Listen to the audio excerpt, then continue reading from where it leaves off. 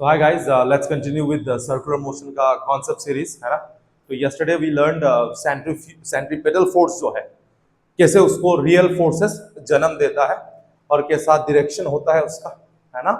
And we calculated, we took one or two illustrations, है कि नहीं। तो आज उसी को continue करते हैं, but today we'll also be talking about the mathematical correction required। एक तो एनएलएम में हम लोगों ने सीखा एक मैथमेटिकल करेक्शन, वो क्या था, वो था सूडो फोर्स, है ना। उसका मैग्नीट्यूड क्या होता था, mass of the body, acceleration of the frame, and direction होता था opposite to the acceleration of the frame. तो यहां पर जब बॉडी किसी चीज को रोटेट करके ऑब्जर्व करेगा, है ना, उधर भी न्यूटन लॉज जो है वो वैलिड नहीं है। तो जब भी न्यूटन लॉ फिजिक्स में वैलिड नहीं होता है, what do we do, we come up with mathematical correction to make Newton's law valid. Why? Because Newton laws के अलावा हम लोगों के पास मैकेनिक्स सॉल्व करने को कोई उपाय नहीं है sir. We have to make that guy correct, है ना, by hook or by crook. तो it's just ये कोई force नहीं है, it's just a mathematical correction like I call it every time, right? We'll continue with that, but before that let's just go ahead with one more illustration centripetal force का, है ना। Bank the road देखते हैं एक बार। Bank the road जो regular lectures होता है उसमें तो पूरा डिटेल एनालिसिस किया जाता है। मैं आपको इधर सिंपली दिखाऊंगा, बैंक रोड का एक एनालिसिस दिखाऊंगा सिर्फ। तो बैंक रोड बेसिकली होता क्या है, बैंक रोड वो होता है सर जो कर्व पाथ होता है, कर्व पाथ। इसी कर्व पाथ को अगर मैं एक एलिवेशन दे दूं, बेसिकली एक एलिवेशन दे दिया, इसको एलिवेशन दे दिया, एंगल थीटा दे दिया, the path which looks like this, curve है लेकिन कोई एलिवेशन पे हो रहा है, पाथ इज लाइक दिस, कोई एलिवेशन पे है ना। तो इसको बोला जाता है बैंक रोड। तो उस पे हम लोग कैसे सेंट्रीपिटल फोर्स का एनालिसिस करेंगे, तो आपको एक बहुत ही बढ़िया चीज समझ में आएगा आज, है ना।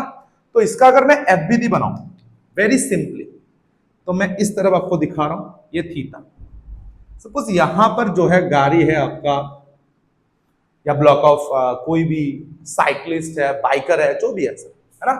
तो वो जो है इस पाथ पे जो है सर्कुलर मोशन कर रहा होगा, इस पाथ पे, है ना, इस पाथ पे बैंक रोड। तो यहां पर कैसे हम लोग डिफाइन करेंगे सर सेंट्रीपिटल फोर्स कैसे लग रहा है, कौन लगा रहा है, ऑल दिस थिंग्स, है ना। सबसे पहले तो इसका एफबीडी बनाएंगे इस ब्लॉक का। इसका एफबीडी नीचे की तरफ क्या लग रहा होगा सर, एमजी। ऊपर की तरफ क्या लग रहा होगा, नॉर्मल। ये सब आपको पता है। स्ट्रिंग स्प्रिंग कुछ है नहीं सर, है ना। तो अभी देखते हैं सर इसका सर्कल कहां है। सबसे पहले आपको जो फोर्स सेंट्रीपिटल फोर्स का जन्म देगा उसको डिफाइन करने के लिए हमको सबसे पहले आपको डिफाइन करना होता है circle. Centre of the circle कहां पर होगा। अगर ये गाड़ी इस तरफ मूव करेगा, ऐसा, लुक एट दिस, ऐसा जाएगा, तो इसका जो सर्कल बन रहा है मेरा समवेयर हियर, ये मेरा सर्कल है ना। मतलब इस सर्कल का सेंटर मेरा इधर है। इसका मीनिंग ये है, ये मेरा रेडियल डायरेक्शन हो गया होगा, ये मेरा रेडियल डायरेक्शन हो गया होगा। जो भी फोर्स इस रेडियल डायरेक्शन के अलोंग होगा वही फोर्स रिस्पॉन्सिबल होगा सेंट्रीपिटल फोर्स जन्म देने के लिए, है ना। तो देखते हैं सर, ये नॉर्मल है, इसका दो कंपोनेंट आएगा, एक कंपोनेंट है ना ये थीटा, तो ये थीटा हो गया सर, क्लियर है। तो ये हो गया आपका एन कॉस थीटा, ये हो गया होगा आपका N sine theta, N sine theta. तो यहां से आपको क्या दिखाई दे रहा है कि सर जो एन साइन थीटा वाला फोर्स है, जो कंपोनेंट ऑफ नॉर्मल रिएक्शन है, that is coming along the radial direction, that is coming along the radial direction towards the center of the circle, towards the center of the circle। तो यही n sin theta है, यही वो force है जो किसको जन्म दे रहा होगा सर, किसको जन्म दे रहा होगा, सेंट्रीपिटल फोर्स को जन्म दे रहा होगा। as we know F net equals m v square by r। तो यहां पर n sin theta का वैल्यू, F net कौन है, n sin theta, बिकॉज एक ही तो फोर्स है along the radial direction, है ना, उसी को कंसीडर करेंगे चुपचाप। और इसका इक्विवेलेंट क्या हो जाएगा, M V square by R. So this is the first equation that we get. और दूसरा इक्वेशन बन जाएगा N cos theta equals mg। उधर से हम दुनिया का सारा प्रॉब्लम जो है सॉल्व कर पाएंगे, है ना। तो यहां पर बहुत ही इंटरेस्टिंग बातें होता है बैंक रोड में। ये आपको मैं सिंपली बहुत ही फंडामेंटल केस समझा रहा हूं। इस पे सर ऑप्टिमम स्पीड का बात होता है, फ्रिक्शन का बात होता है। When a body moves in an optimum speed, तो आपको पता चलेगा सर इस बॉडी पे लगने वाला फ्रिक्शन जीरो है। But when this car का जो स्पीड है, that speed would be more than the optimum speed or less than the optimum speed, तब जो है फ्रिक्शन एक्टिव होना शुरू हो जाएगा, तब जो है फ्रिक्शन एक्टिव होना शुरू हो जाएगा। आगे लगेगा, नीचे लगेगा, ऊपर लगेगा, ऑल दिस क्लियर है। तो वो बात जो है रेगुलर क्लासेस में वो क्या जाता है, but I just had to tell you the most fundamental equation, तो ये आपको मैंने दिखा दिया। Now let's go ahead with the mathematical correction that is required in circular motion, है ना। तो सर्कुलर मोशन में भी सर मैथमेटिकल करेक्शन आ गया, कौन कौन आ गया, आया होगा, देखते हैं, है ना। लेट्स सी, सपोज एक एग्जांपल लेते हैं, कोई पार्टिकल या इंसान या जो भी है सर, गाड़ी, साइकिल, बाइकर, जो भी है सर, एक सर्कुलर मोशन में जो है वो घूम रहा होगा, सर्कुलर मोशन में घूम रहा होगा। इस जो पार्टिकल है जो सर्कुलर मोशन कर रहा है, सपोज इसका मैंने रेडियस मान लिया r, और मैं यहां पर ऑब्जर्वर हूं। ऑब्जर्वर कहां पर है, ग्राउंड पे। ग्राउंड को क्या बोला जाता है सर, इनर्शियल फ्रेम बोला जाता है, इनर्शियल फ्रेम। और हमको पता है इनर्शियल फ्रेम में Newton's laws are valid, Newton's laws are valid. मतलब उधर से मैं डायरेक्टली लिख सकता हूं F net equals mv square by r, क्या F net equals ma, F net equals ma, directly लिख सकता हूं, है कि नहीं। लेकिन मैं अगर यहां पर देखूं तो आपको कल मैंने ये इलस्ट्रेशन दिखाया था, यहां पर फोर्स नीचे लग रहा है, mg ऊपर लग रहा है, नॉर्मल। स्ट्रिंग नहीं है, स्प्रिंग नहीं है, तो एक ही फोर्स बचा जो इसको सेंट्रीपिटल फोर्स देगा, एक ही तो फोर्स बचा, रियल फोर्स, वो कौन है, friction. That means friction has to act towards the normal, friction has to act towards the normal. और यहां से मेरे को फ्रिक्शन का वैल्यू क्या मिल रहा है सर, फ्रिक्शन का वैल्यू मिल रहा है mv square by r, mv square by r। तो ग्राउंड फ्रेम से मैं जब देख रहा हूं इस बॉडी को जो सर्कुलर मोशन कर रहा होगा, इसका जो वैल्यू आ रहा है वो आ रहा है mv square by r, mv square by r। और ये जो रियल फोर्सेस होता है ना सर, रियल फोर्सेस एनएलएम में हमने सीखा भी होगा, रियल फोर्सेस जो होता है वो फ्रेम इंडिपेंडेंट होता है, फ्रेम इंडिपेंडेंट होता है। मतलब क्या उसका सर, फ्रेम इंडिपेंडेंट मतलब मैं जहां से भी देखूं फोर्स को, मैं जहां से भी बैठ के देखूं, मैं नाच के देखूं, घूम के देखूं, मैं बैठ के देखूं, वैल्यू हमेशा सही होना चाहिए और वही होना चाहिए, मतलब सेम होना चाहिए। मैं ग्राउंड से अगर mv स्क्वायर बाय r मेरे को मिला, तो मैं घूम के देखूं तब भी मेरे को कितना मिलना चाहिए, mv स्क्वायर बाय r ही मिलना चाहिए। मैं नाच के देखूं तब भी मेरे को क्या देखना चाहिए, दिखना चाहिए mv स्क्वायर बाय r ही दिखना चाहिए, है ना। बट फॉर दैट हमको और एक चीज पता है, लेकिन सर मैं अगर इसको रोटेट करके देखूं, घूम के इस ऑब्जर्वर को मैं ऑब्जर्व करूं, घूम के अगर इस ऑब्जर्वर को मैं ऑब्जर्व करूं, तो सर इसका तो न्यूटन्स लॉ तो वैलिड ही नहीं है। How can you right F net equals ma, how can you right F net equals ma, वो एक कंडीशन है। मतलब ऑब्जर्वर को मैं जब रोटेट करवा दूंगा सर, ऑब्जर्वर को मैं जब रोटेट करवा दूंगा, तब सर मैथमेटिकल करेक्शन मेरे को लगाना पड़ेगा। अगर मैं मैथमेटिकल करेक्शन लगा दूं, देखेंगे सर फोर्स इक्वल होता है कि नहीं। तो जब मैं मैथमेटिकल करेक्शन लगा देता हूं, तो सर न्यूटन्स लॉ वैलिड हो जाता है, मतलब रिजल्ट सेम आ जाता है। That's what we have to look at, right. तो let's take a very easy example in order to understand this particular thing. जब मैं ऑब्जर्वर को घुमा के रखूंगा इधर, है ना, देखते हैं। Let's take a very simple illustration. यहां पर एक सर्कुलर पाथ है, ऑब्जर्वर इनिशियली बैठ रहा था, और यहां पर एक ब्लॉक ऑफ मास m था, यहां पर एक ब्लॉक ऑफ मास m था। यहां पर पूछा गया sir what is the friction acting on this block of mass m, पूछा गया what is the friction acting on this block of mass m, what is the friction acting on this block of mass m। Sir body rest पे है, body rest पे है, मतलब ये ground का जो सरफेस है वो ग्राउंड का कांटेक्ट सरफेस के साथ रेस्ट पे है। फ्रिक्शन तो वही चाहता है, फ्रिक्शन का most fundamental statement about friction क्या है सर, फ्रिक्शन ये चाहता है कि सर दो सरफेस जो कांटेक्ट में है वो हमेशा कांटेक्ट में ही रहे, वो हमेशा कांटेक्ट में ही रहे। अगर फ्रिक्शन को पता चलता है कि सर ये ब्लॉक जो है it has a tendency to move, it has a tendency to move, तब फ्रिक्शन जो है अलर्ट हो जाता है and friction starts acting, friction starts acting. But before that friction active नहीं होगा, क्योंकि फ्रिक्शन का मकसद पूरा हो रहा है इधर, क्योंकि फ्रिक्शन चाहता ही है कि सर दो surfaces in contact should be in contact always. तो यहां पर कांटेक्ट में है, बॉडी रेस्ट पे चुपचाप बैठा हुआ है, फ्रिक्शन भी सो रहा है, फ्रिक्शन भी सो रहा है, तो फ्रिक्शन का वैल्यू क्या आना चाहिए सर, जीरो। फ्रिक्शन का वैल्यू क्या आना चाहिए, जीरो आना चाहिए। मैं जब ऑब्जर्वर को बिठा के रख दिया तो फ्रिक्शन, ऑब्जर्वर बोल रहे सर फ्रिक्शन तो सर जीरो लग रहा है, फ्रिक्शन क्या लग रहा है, जीरो लग रहा है। लेकिन अभी मैंने बोला कि सर नहीं, मैं फ्रिक्शन को, सॉरी ऑब्जर्वर को एक बार रोटेट करके देखता हूं, एक बार रोटेट करके देखता हूं सर क्या हो क्या रहा होगा, है ना, एक बार रोटेट कर देते हैं, है ना। सपोज ऑब्जर्वर जो है इस तरफ रोटेट कर गया ओमेगा से, एंगुलर वेलोसिटी ओमेगा से। Very interesting. ब्लॉक रेस्ट पे ही है अभी भी, लेकिन मैंने ऑब्जर्वर को घुमा दिया, ऑब्जर्वर को घुमा दिया।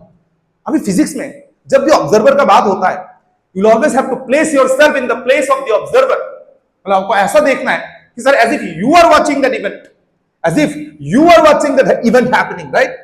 सो अपने आप को इधर बिठा दो, एक ब्लॉक ऑफ मास है उधर इमेजिन कीजिए सर, यहां पर आप खड़े हो, आप ऐसा घूम रहे हो, आप ऐसा घूम रहे हो, लेकिन ऑब्जर्वर अपने आप को हमेशा किस पे मानता है? ऑब्जर्वर हमेशा अपने आप को रेस्ट पे मानता है, हमें हमेशा अपने आप को रेस्ट पे मानता है। मैं जब ऐसा घूम रहा हूं, मेरे को ऐसा प्रकट होगा, मेरे को ऐसा प्रकट होगा कि सर ये जो ब्लॉक ऑफ मास है वो उल्टा डायरेक्शन में घूम रहा होगा, वो उल्टा डायरेक्शन में घूम रहा होगा। Very interesting. अब इमेजिन कीजिए सर आपके बगल में एक चेयर है, रख दीजिए उसको और आप घूमिए, तो आपको ऐसा प्रकट होता है as if the chair is moving backward, as if the chair is moving backward. तो वही सेम चीज यहां हो रहा होगा। मैं घूम रहा हूं लेकिन ऐसा मेरे को लगेगा कि sir this block of mass m is in circular motion, is in circular motion. खतरनाक खेल हो गया सर इधर। अगर सर्कुलर मोशन में है ये चीज, तो फिर there has to be a centripetal acceleration, there has to be a centripetal force. If there has to be a centripetal force, that means कोई ना कोई तो रियल फोर्स इस पे लगना पड़ेगा सर, है कि नहीं? These are all assumptions that's going on in my head. Clear है? अभी देखते हो क्या रहा है, अभी देखते हैं सर। ओके, अभी इस ऑब्जर्वर से पूछा सर इस बॉडी के पास आपको कितना वेलोसिटी दिख रहा है? ये ऑब्जर्वर बोल रहा है कि सर ये रेडियस r दूरी पे है मेरा, तो इसका जो टेंजेंशियल डायरेक्शन वो इस तरफ आउटवर्ड आ रहा होगा, आउटवर्ड उल्टा डायरेक्शन में। तो आउटवर्ड जो वेलोसिटी है इसका वैल्यू आ रहा है r omega sir, r omega आ रहा है, r ओमेगा आ रहा है। वेरी इंटरेस्टिंग, है ना। तो अभी लेकिन ऑब्जर्वर रोटेटरी है, so whenever observer is rotating, rotating observer के लिए हमको मैथमेटिकल करेक्शन इंट्रोड्यूस करना पड़ता है। पहला mathematical correction sir centrifugal force, centrifugal force सुना भी होगा। सेंट्रीफ्यूगल फोर्स रियल है क्या? सर फोर्स है ही नहीं, ये तो कहां से रियल? ये रियल कुछ नहीं, ये एक मैथमेटिकल करेक्शन है। क्या है? मैथमेटिकल करेक्शन है। इसका मैग्नीट्यूड क्या होता है sir? Mass of the body, mass of the body, distance between the object and the observer, distance between the object and the observer, in this case capital R, so I'll be taking capital R। और यहां पर लिखा जाता है omega square. ये omega क्या है? Angular velocity of the observer, angular velocity of the observer, angular velocity of the observer, angular velocity of the observer, है ना, mr ओमेगा स्क्वायर। इसको ये कहां से आ रहा है sir? mv square by r मेरे पास है। mv स्क्वायर बाय r को मैं कैसे लिख सकता हूं? v इक्वल्स r ओमेगा का होल स्क्वायर बाय r। तो ये आ रहा है M R square omega square by R, R R got cancelled, answer आया M R omega square. Clear? तो M B square by R को आप एम आर ओमेगा स्क्वायर भी लिख सकते हो। क्लियर? ओके, तो ये हो गया सेंट्रीफ्यूगल फोर्स का वैल्यू, सेंट्रीफ्यूगल फोर्स का वैल्यू। इसका डायरेक्शन किधर होता है? Direction is always opposite to the centripetal force का डायरेक्शन। सर सेंट्रीपिटल फोर्स का डायरेक्शन किधर था? अंदर था। सेंट्रीपिटल फोर्स का डायरेक्शन किधर था? अंदर। मतलब सेंट्रीफ्यूगल कहां लगेगा सर? बाहर, ऑपोजिट, ऑपोजिट। तो फिर सर ये हमको प्रकट हो रहा है कि ये बॉडी जो है सर्कुलर मोशन में, सर्कुलर पाथ में है, तो फिर सेंट्रीपिटल फोर्स मेरे को चाहिए, और नॉर्मल ऊपर लग रहा है, mg नीचे लग रहा है, तो एक ही तो फोर्स बचा, वो है फ्रिक्शन, जो इसको दे रहा होगा सेंट्रीपिटल फोर्स। तो फ्रिक्शन इधर लिख दिया मैंने, और एक मैथमेटिकल करेक्शन लिख दिया मैं, सेंट्रीफ्यूगल फोर्स। सेंट्रीफ्यूगल फोर्स किधर? Opposite direction. सेंट्रीपिटल फोर्स इधर, सेंट्रीफ्यूगल ऑपोजिट। तो F का वैल्यू, ये बॉडी तो रेस्ट पे है, तो F net has to be 0 there. अब F net 0 मतलब क्या है? Opposite forces have to be equal, opposite forces have to be equal. तो मैंने एक मैथमेटिकल करेक्शन लगा के देखा, तो मुझे क्या प्रकट हो रहा है? F minus mr omega square, ये क्या है mr omega square? Centrifugal force equal to 0। तो यहां से मेरे को दिख रहा है F का वैल्यू तो कुछ आ रहा है, mr omega square, mr omega square आ रहा है सर, mr ओमेगा स्क्वायर आ रहा है। आपने तो बोला था अभी अभी कि सिर्फ रियल फोर्सेस जो होता है, रियल फोर्सेस फ्रेम इंडिपेंडेंट होता है। रियल फोर्सेस क्या होता है? फ्रेम इंडिपेंडेंट होता है। मैं ग्राउंड से देखूं या घूम के देखूं, नाच के देखूं, तब भी वैल्यू हमेशा सेम होना चाहिए, और ग्राउंड से जो रिजल्ट आया वो हमेशा सही होना चाहिए, बिकॉज ग्राउंड में न्यूटन्स लॉ वैलिड है, तो मैंने जब न्यूटन्स लॉ यूज किया तो मेरा आंसर आ रहा था F इक्वल 0 से, F equals 0 0, yes F equals 0। तो फिर हो क्या रहा है सर ये, है ना? दैट मीन्स एक मैथमेटिकल करेक्शन से तो मेरा काम होने वाला है नहीं, तो मतलब और कोई होगा सर, और एक मैथमेटिकल करेक्शन होगा। उस मैथमेटिकल करेक्शन का नाम है कोरियोलिस। उस मैथमेटिकल करेक्शन का नाम है कोरियोलिस, है ना? तो जब सर्कुलर मोशन में आपने ऑब्जर्वर को जब घुमा दिया, ऑब्जर्वर को जब रोटेट कर दिया, आपको दो मैथमेटिकल करेक्शन मिल चुका है। एक है सेंट्रीफ्यूगल, दूसरा है कोरियोलिस। एक है सेंट्रीफ्यूगल, दूसरा है कोरियोलिस। मतलब सर ये जो मेरा वैल्यू है, ये जो मेरा इक्वेशन है, इसमें कोरियोलिस के बिना मेरा उत्तर नहीं आएगा, उत्तर नहीं आएगा। तो देखते हैं और एक मैथमेटिकल करेक्शन लगा के देखते हैं। कोरियोलिस को कैसे लिखा जाता है sir? Twice M V cross omega, twice M V cross omega, V cross omega. और इसका डायरेक्शन किधर होता है? V cross omega. बी के अलोंग अपना पाम रखना है, ओमेगा के अलोंग अपना फिंगर्स घुमाना है, हम आपको डायरेक्शन ऑफ कोरियोलिस देगा, डायरेक्शन ऑफ कोरियोलिस देगा। डायरेक्शन कैसे निकालना है? V cross omega, cross product है सर। वी के अलोंग अपना पाम रखना है, ओमेगा के तरफ फिंगर्स घुमाना है, हम आपको क्या देगा? Direction of Coriolis force, direction of Coriolis force. अभी देखते हैं सर क्या हो रहा है। Let's figure out everything. अभी मेरे पास कोरियोलिस फोर्स है, ये क्या है? 2 है, मास ऑफ द बॉडी, ये तो 2 कांस्टेंट हुआ। मास ऑफ द, इसका प्रूफ नेसेसरी नहीं है, we just have to remember it. Mass of the body, v क्या है? Velocity of the object with respect to observer. ये जो v है वो v क्या है? It's very important, velocity of the object with respect to observer. अभी sir most of the cases में कोरियोलिस के बिना ही आंसर आ जाता है, क्यों?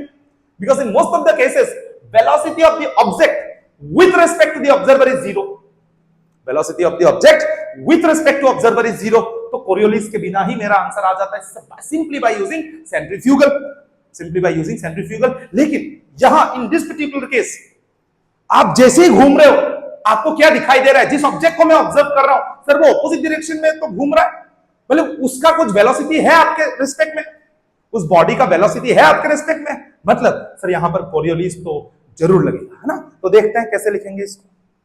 Let's try and figure out what's going on in here, है ना? देखते हैं। ओके तो अभी यहां पर देखते हैं क्या हो रहा है। अभी देखिए सेंट्रीफ्यूगल तो आपको पता चल गया, इसको थोड़ा मैं क्लीन करके लिखता हूं so that everything would be clear. Let's try and figure out what's happening in here. अभी देखिए ये ब्लॉक ऑफ मास m है, ऊपर नॉर्मल लग रहा है, नीचे mg लग रहा है, सो वर्टिकल डायरेक्शन में फोर्सेस लग रहा है। मेरा सर्कल हॉरिजॉन्टल में है, सो नॉर्मल फोर्स और mg फोर्स से कोई मेरा रिलेशन नहीं है, there is no relation, there is no relation, there is no relation. अभी आपको पता चल चुका है सर कि सेंट्रीफ्यूगल फोर्स जो है वो ऑपोजिट डायरेक्शन ऑफ सेंट्रीपिटल लगेगा, उसका वैल्यू आ रहा है मेरा mr omega square. Very good, no problem, mr omega square, no problem with that. Friction अंदर की तरफ आ रहा होगा, फ्रिक्शन अंदर की तरफ आ रहा होगा, बिकॉज सर्कल मेरा इधर है, सर्कल मेरा इधर है। नॉर्मल और mg खत्म हो गया, नॉर्मल और mg खत्म हो गया। अभी सर F net इक्वल से md स्क्वायर बाय r को मेरे को लिखना है, F net equal md square by r मेरे को लिखना है, because with respect to the observer this body seems to be rotating, sorry this body seems to be in circular motion. तो मेरे को F net equals mr omega square तो लिखना पड़ेगा। mr ओमेगा स्क्वायर क्या है? It is equivalent to md square by r, don't get confused with that, क्योंकि मैंने कल आपको लिखवाया था F net equals mb square by r। Same चीज लिख रहा हूं, ओमेगा क्यों ले रहा हूं? Because observer is rotating with some omega, observer is rotating with some omega. But actual में इस बॉडी पे फ्रिक्शन लग रहा है कि आपको पता है 0 है? एक्चुअल में ये बॉडी सर्कुलर मोशन में है क्या? नहीं सर, आपको पता है वो। Why? Because you have observed this body from the ground already once. लेकिन मैं यहां पर फ्रिक्शन फ्रिक्शन क्यों लिख रहा हूं? Because I am writing the equation with respect to this observer, I am writing the equation with respect to this observer. Observer तो घूम रहा है और उस घूमने के वजह से ऐसा लग रहा है, ऐसा प्रकट हो रहा है कि as if this body of mass m is circulating. तो सर मुझे F लेना पड़ेगा, because there is no other real force left. Clear है सर? ओके, सेंट्रीफ्यूगल का डायरेक्शन पता चल गया, फ्रिक्शन का डायरेक्शन मुझे पता चल गया, और एक चीज बता है कोरियोलिस का डायरेक्शन। कोरियोलिस क्या होता था? डायरेक्शन कैसे पता करता था इसका? v cross omega, v cross omega in the direction of v, अपना पाम रखिए, in the direction of omega fingers को घुमाइए, thumb will give you the direction of Coriolis force, हम will give the direction of Coriolis force. अभी omega का direction कैसे निकाला जाता है? सर कैसे घूम रहा है ये बॉडी, कैसे घूम रहा है देखो, ये अंदर की तरफ घूम रहा है। अगर ये बाहर की तरफ घूमता तो थंब किधर आता? ऊपर। ये थंब किधर आता सर? ऊपर आता। अगर ये बाहर की तरफ घूमता तो थंब किधर आता सर? ऊपर आता, ऊपर। तो ओमेगा का डायरेक्शन में कहां लेता? ऊपर लेता। लेकिन अभी मैंने ऑब्जर्वर को कहां घुमाया सर? इधर, इस डायरेक्शन में घुमाया, ऐसा घुमाया मैंने, उल्टा घुमाया, उल्टा, है ना, उल्टा घुमाया, उल्टा। तो फिर ऐसा आ रहा होगा, तो ओमेगा नीचे आ रहा होगा, ओमेगा नीचे आ रहा होगा, ओमेगा नीचे आ रहा है। देखिए फिंगर्स को ऐसा घुमाए, right hand, use your right hand, ऐसा घुमाइए तो ओमेगा नीचे आ रहा होगा, बिल्कुल सही। वेलोसिटी का डायरेक्शन इधर मेरे को पता है सर, आउटवर्ड आ रहा था, आउटवर्ड आ रहा था, मतलब ओमेगा नीचे, वेलोसिटी आउटवर्ड। देखिए ओमेगा नीचे, आउटवर्ड वेलोसिटी, देखिए ओमेगा नीचे, वेलोसिटी आउटवर्ड था, ओमेगा नीचे, वेलोसिटी आउटवर्ड। कोरियोलिस का डायरेक्शन कैसे निकाला जाता है? By keeping your finger along the V, by keeping your fingers along V. ये मेरा वेलोसिटी का डायरेक्शन था, अलोंग वेलोसिटी मैंने रख दिया। ओमेगा का डायरेक्शन किधर सर? नीचे, तो rotate your finger towards omega. तो थंब किधर आ रहा है सर? अंदर, इन दिस डायरेक्शन। मैं इसी को रिक्रिएट कर रहा हूं फिर से इधर। According to this observer, this body seems to be moving outward with velocity in this direction, r omega. Omega का डायरेक्शन किधर सर? नीचे। तो मैं घुमा दिया, थंब इधर आ रहा है, थंब इधर आ रहा है, तो फिर कोरियोलिस फोर्स किधर लग रहा होगा? इधर। इसको मैं लिख सकता हूं FC, F कोरियोलिस, FC।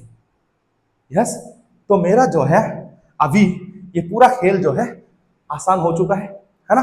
तो मैं क्या लिख सकता हूं सर? मुझे अगर यहां पर लिखना है Fnet equals mr omega square, Fnet equals mr omega square, तो मेरा वैल्यू क्या आ रहा है सर? Fnet मतलब सेंटर की तरफ कौन सा फोर्स आ रहा है?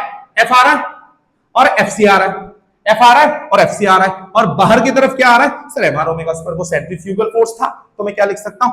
F plus FC minus of mr omega square must be equal to mr omega square. Very interesting.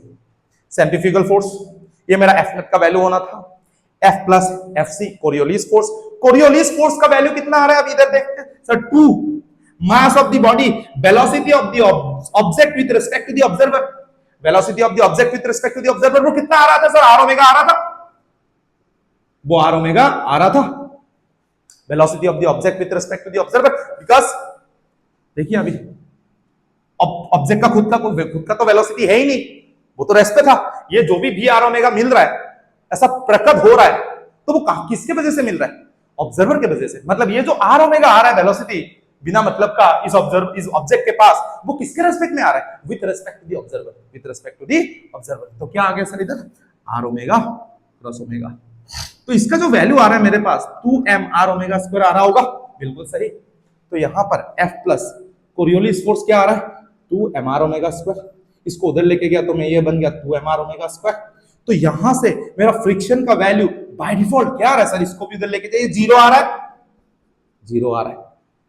अभी हो गया सही, अभी न्यूटन खुद ब खुद सही हो गया। देखिए ग्राउंड से भी मेरा फ्रिक्शन का वैल्यू क्या आ रहा था सर? 0 आ रहा था। ग्राउंड से भी मेरा फ्रिक्शन का वैल्यू क्या आ रहा था सर? 0 आ रहा था। अभी जब मैं रोटेट करके भी देख रहा हूं, मैंने 2 मैथमेटिकल करेक्शन लगाया तो मेक न्यूटन्स लॉ वैलिड, तब मेरा आंसर आ गया F इक्वल 0। जबरदस्त, गजब, सही है। तो मतलब मेरा उत्तर अभी बिल्कुल सही है, और जो मैंने किया वो बिल्कुल सही है। मतलब सर्कुलर मोशन में अगर ऑब्जर्वर घूमेगा और उसके रेस्पेक्ट में ऑब्जेक्ट का कुछ वेलोसिटी होगा, तो सिर्फ सेंट्रीफ्यूगल से काम चलने वाला है क्या? बिल्कुल नहीं। हमको क्या लगाना पड़ेगा सर? कोरियोलिस फोर्स भी लगाना पड़ेगा। But in general, in 90% of the cases, why Coriolis is ignored? Because in 90% of the cases, sir, velocity of the object with respect to the observer is 0, is 0. It was a beautiful explanation, I hope, है ना? इसमें थोड़ा confusion रहता है बच्चों को Coriolis centrifugal में। So these are not forces, these are mathematical corrections. These are mathematical corrections. Clear? तो इतना सही था आज के लिए। I hope you have learned something new. Back drone आपने सीखा, आपने सेंट्रीफ्यूगल सीखा, आपने कोरियोलिस सीखा।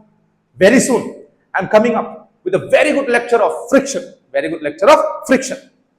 Clear है? और NLM का exercise series will continue. We will definitely continue. है ना? So thank you so much guys. That's it for today. It was nice.